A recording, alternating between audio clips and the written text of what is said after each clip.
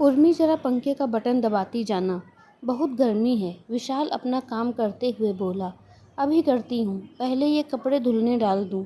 एक हाथ में गंदे कपड़े और दूसरे हाथ में कमरे में पड़े खाली कपों को लिए हुए उर्मी बोली, यार एक स्विच ही तो ऑन करना है, करते हुए चले जाओ। विशाल बड़े सामान्य तरीके से बोला, आप देख नहीं पाते हो या देखकर अनदेखा करते हो। अभी मेरे दोनों हाथ खाली नहीं हैं। आप से थोड़ा उठकर एक हाथ की दूरी वाला स्विच ऑन नहीं हो पा रहा है। हद है, मेरे आने जाने का वेट करते हो क्या? छोटे छोटे कामों के लिए गर्मी तो पहले से लग रही होगी, उर्मी ने झुंझलाकर कहा। बोली, ऐसा क्या कह दिया तुम्हें जो बैठे बैठे मिल रहा है ना घर पे? अभी कांता काम वाली आ जाएगी, आधे काम वो निपटा देगी। ऐसा भी कुछ नहीं कर रही हो जो जरा सा मैं किसी काम के लिए बोल दूं तो तुम्हारा दिमाग खराब होने लगे। विशाल भी उर्मी की झुंझलाहट का जवाब अपनी झुंझलाहट से देने लगा। माँ, मेरा ये बटन लगा दो, जल्दी से मुझे कहीं जाना है। समीर, उर्मी का बेटा, आवाज़ लगाते हुए कमरे की तरफ बढ़ा। अभी दूसरी पहन लो या जब कांता आए तब लगवा लेना। उर्मी विशाल का गुस्सा समीर पर निकालते हुए कमरे से बाहर निकल गई। समीर उसके पीछे पीछे अपनी बात मनवाने चल दिया। बहू, 10 बज गए, तुम सोफे पर ही बैठी हो। तुम्हारे बाबूजी पूजा करके मंदिर से आते ही होंगे। अभी आज नाश्ता नहीं बना? तबीयत तो ठीक है ना तुम्हारी? उर्मी की सासू माँ बोली। हाँ मम्मी जी, ठीक है। वो भी कांता आएगी ना, वो बना लेगी। उर्मी विशाल की बातों से आहत होकर जैसे आज अपने रोज़मर्रा के कार्यों को स्थगित करना चाहती थी। तभी विशाल कमरे से बाहर निकल कर बोला, क्यों बात का बतंगड़ बना रही हो? उर्मी, अब गुस्सा थूक दो और नाश्ता बना लो। अब तो कांता ही करेगी सारा काम। आखिर घर में काम ही क्या होता है, पैसा ही तुलेगी, करवा लो। उर्मी सोफे से खड़े होकर आदत से मजबूर गुस्से में भी डाइनिंग टेबल पर बिखरे सुबह के न्यूज़पेपर को समेटने लगी। फिर कुछ याद आया तो सिमटा कर वहीं छोड़ दिए। अभी विशाल और उर्मी की बहस छिड़ी हुई थी कि दरवाजे की घंटी बजी। माँ जी ने दरवाज़ा खोला तो कांता आ गई थी। माँ जी स्थिति को भांपते हुए कांता से बोली, कांता तू जल्दी से अपना पहले नाश्ता बना दे। नाश्ता? लेकिन आंटी जी, भाभी कहाँ हैं? अभी तक तो नाश्ता हो जाता है ना? रसोई की तरफ बढ़ते हुए, हाय दैया, आज तो बर्तन अभी निकले ही नहीं हैं। भाभी देर थी तो मुझे फ़ोन कर देते, मैं सामने वाली कोठी वाली भाभी का काम निपटा आती। तो अब मैं पहले उनका कर आऊँ, तब तक आप नाश्ता निपटा लेना। कांता सोफे की तरफ बढ़ते हुए बोली। उर्मी कुछ नहीं बोली तो विशाल गुस्से से दंभ से बोला, कांता, हमारे घर के सारे काम का कितना लोगी? भैया, सारा काम क्यों, भाभी की तबीयत ठीक तो है ना? क्या हुआ? कांता बोली। अरे भैया, जो पूछ रहे हैं उसका जवाब दे, माँ जी बोली। भैया, वो तो मुझे सोचना पड़ेगा। अभी तो मैं 7 कोठियों का झाड़ू पोछा और थोड़ी किसी की डस्टिंग, किसी का सब्जी आटा, थोड़ा ऊपर का काम करके महीने का 15,000 का काम करती हूँ। सबका काम छोड़ूंगी तो 15 तो ये ही हैं।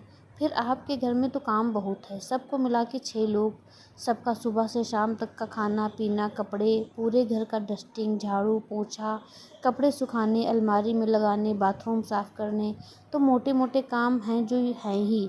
फिर बीच बीच में बाबूजी भी कुछ कुछ बोलते रहते हैं ना भाभी को, अभी चाय, अभी कुछ हल्का फुल्का खाने को, या समीर बाबा कुछ भी बनाने को बोल देते हैं कभी। ये सब तो हम नहीं कर पाएंगे, वो भाभी संभाल लेंगी। इस हिसाब से सुबह 9 बजे भी आऊँगी तो भी शाम को 4 बजे जाएंगे। तो आप 25,000 दे देना। 4 छुट्टी, और आपके मेहमान आए या घर में कोई फंक्शन हो जाता है तो उसका हिसाब अलग से। फिर काम बढ़ जाता है ना भैया। फिर थोड़ा बहुत घर जाने के टाइम का भी ऊपर नीचे हो जाता है। कहते हुए कांता माँ जी और विशाल की तरफ देखने लगी। तुम पागल हो गई हो कांता, 3,000 से सीधे 25 में पहुँच गई। 25 में तो हमारे घर का राशन और दूध का बिल चला जाता है। 25 को तुमको दे देंगे तो कहीं और नौकरी ढूंढनी पड़ेगी, विशाल बोला। 3 तुम्हें झाड़ू पोछा और बर्तन डस्टिंग के लेती हूँ ना भैया, और कुछ तो है ही नहीं। अभी इसके सिवा रेट तो सारे काम का यही चल रहा है। किसी और से पूछोगे तो 30 बोलेगी। इतने काम कि पूछ के देख लो, वो तो हम 3 साल से यहाँ काम कर रहे हैं, इसीलिए कम बताए हैं। आप पूछ के देख लो। भाभी आप सोच के बता देना, अगर कराना हो तो। काम तो मैं अगले महीने से ही करूँगी, अभी मैं झाड़ू कटका कर लूँ। कांता अपनी बात से जायज़ ठहराते हुए बालकनी की तरफ चली गई। अभी इसमें वो काम तो है ही नहीं।